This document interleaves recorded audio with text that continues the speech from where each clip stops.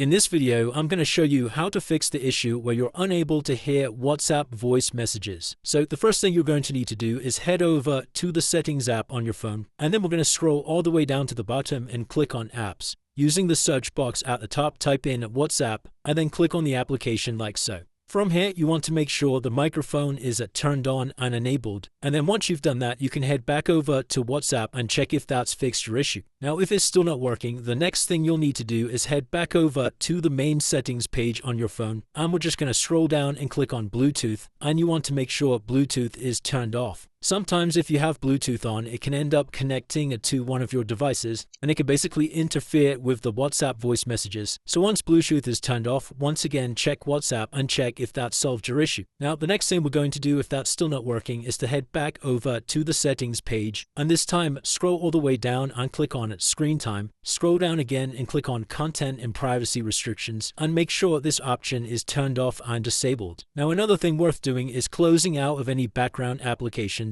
You can do this by scrolling up on your phone like this and then just sliding upwards to close out of each application. Now, if you have tried all of this and it's still not working, the last thing I would recommend doing is just restarting your phone. Sometimes something as simple as restarting your device can fix audio issues. And then you can head back over to WhatsApp, and that should have fixed any issues you were having with your voice messages. If you did find this video helpful, then let me know in the comments and I'll see you in the next one.